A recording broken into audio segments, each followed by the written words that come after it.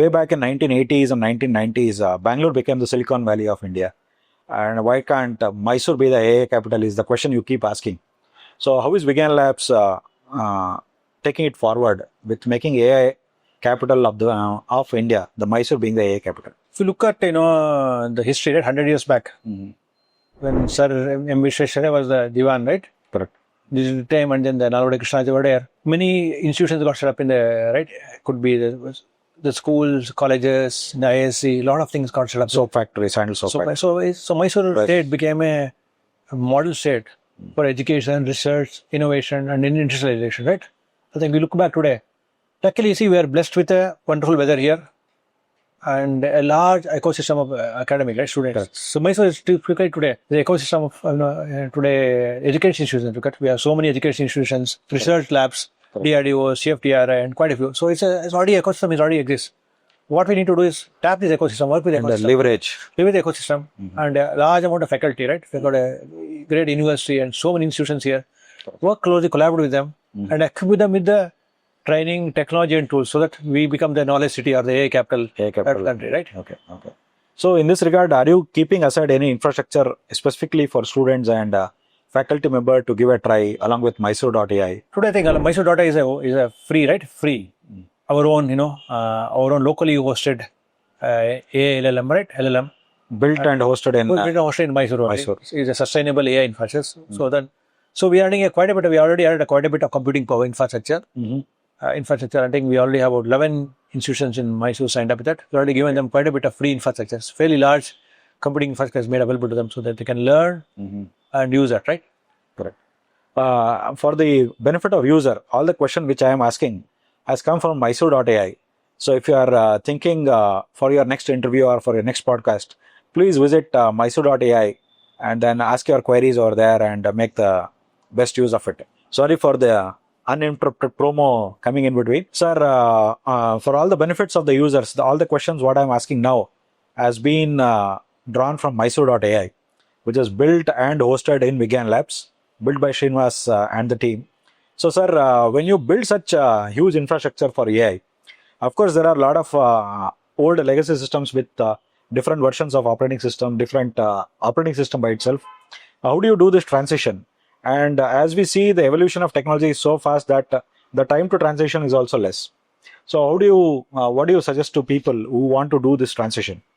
I think, see, in the technology one, transition is in a part and parcel of every business, right? Today, we have seen last couple of decades, we had mainframes, because historically we started with Fortran, assembly language, then Fortran, COBOL, C came in, C++, they built Java applications, then we have, now the microservices architecture. So, ever technology what? The rate of change has been continuously increasing, right? Rate of pace. So if you look at, say, earlier things were going like a ship, now it's going like a rocket. Correct. And then, so as AI comes in, you look at what is AI changing, right? And need to go back and understand the questions. What is the application doing, right? An application is interacting with the user, input, output, applying some business logic, simple or complex business logic, and storing data. Correct. An application can be thought of as a complex state machine, a rules, right? Best rules. Okay. Processing something, a rules, and storing data and sending output. So what is going to change? Two things, right? Human-computer interaction, right? It's going to change. Okay. Why should I go and click a button everywhere? Correct. Can I speak to the computer? Okay. What LLMs have shown that you can speak to the computer, converse in a natural language. Okay. You can use English, probably over time, natural languages, maybe eventually voice, right? Voice. Speak in any language. The computer, ask it a question. Computer, the system will figure out what you ask, figure out what it can do, right? So it will apply, so your model an application as a complex state machine, you model that all, right? What LLMs and AI is able to do is model an application as a large state machine. So in the earlier days, we were taught this is the input machine, this is a keyboard, this is a mouse, this is a screen. So you mean to say that going forward with AI, all these things would vanish? It's just slowly going to vanish because it's the old habits I had. Today we still type. At least, clicking a mouse buttons. Probably instead of clicking a mouse button, selecting a menu in the application. See what are we doing? Try to do. Clicking a mouse button. You had applications built lot of options. Too much of navigation. When navigation, you search and you learn. Now, why should I search and learn? Correct. So because I need to find out what I want to do. So it will be more of interaction. So keyboard will continue to say for a while. I can just tell the computer, right? Just in ChatGPT, right? Just go and ask a question. So you're asking a system a question, right? Give me some data, give me some information, right? Information could be textual, could be graphic, everything. So you had BI tools, reports. So I think soul eventually does this go away. AI is going to do the work for it. So it's going to process data from data source, generate the output in a, could be textual, could be voice, could be image, could be anything, any format you want, right? So if you look at the evolution of technology, the earlier days it was pen and paper, then came the typewriter, then came electronic typewriter.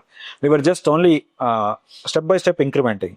But with AI coming in, that is a big jump happening there. But are the people, are the students and educational institutions ready for this big jump? And what they need to do?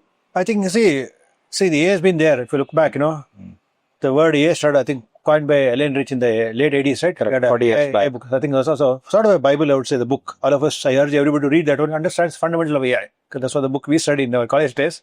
Amazing book, right? Amazing book, actually. But it took a lot of time to realize, because today is the time when we have computing infrastructure, which is massive, easily affordable. And AI is, there's the age of AI, because we have infrastructure which can do the job. I think what ChatGPT has done has created awareness.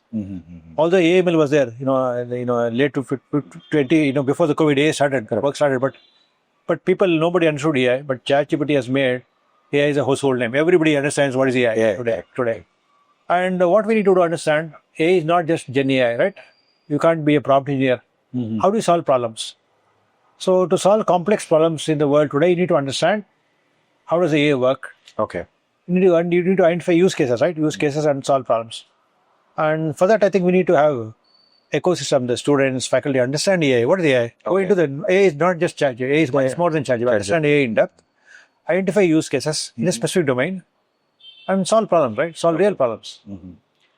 When you actually build an infrastructure, the customers normally ask a few things like scalability, reliability, and performance. I know it is a too difficult question to answer in this small time frame, but how Vigyanlabs is addressing all these things, be it virtualization, be it storage, be it managing bandwidth, or be it security, and how does your NOC team and the SOC team work together? Especially anything, there are multiple questions. Let me try to answer part by part. Right? Scalability. See, one of the important things today, if you want anything scalable, you have to build building blocks, right? You have to build unit building blocks which are scalable. Correct. How do you build a house, right? You put brick by brick, right? Correct. Whether it's 10,000 square feet house or 100 million square feet house, you start with a single brick. Single brick, and you have bricks, but you have design architecture. Correct. Right? You put the beams and pillar weights. The same thing when you build a computing infrastructure. You need a unit. Like a unit brick which you can scale, right, and interconnect them. Correct. So what Vigyanlabs we look at is look at what's the unit infrastructure, and unit infrastructure is changing, right? So we use high density computer infrastructure, hundreds of cores, so we have high level of memory, all connected by a high speed backbone, right? 100 gigabytes of network backbone. So the computing infrastructure. So you mean to say that India has already got the backbone ready for this kind of workloads? I think the technology is already there, right? Today, you see, just you need to use the technology, right? 100 GB, 400 GB, 800 GB infrastructure, you had InfiniBand, you had Ethernet, all were available. It's just that you need to do the right design. What AI today computing infrastructure is a high bandwidth, low latency network, right? Okay, it's already available. Okay. Put that together. You need high speed storage. What do you do for storage? You put, you put a bunch of disks and storage, and you can say, because you need to look at not look at a traditional model, look at the new model. Correct. Where everything is software defined. When you make everything software defined, you can use the software layer to orchestrate things. Okay. So what we have created is a software defined storage. You can orchestrate a software defined computing infrastructure where you can virtualize, create virtual machines on the fly. Okay. Virtual machines, containers on the fly, right? And provision. Basically, look at provisioning, deprovisioning on demand, right? And based on the workload.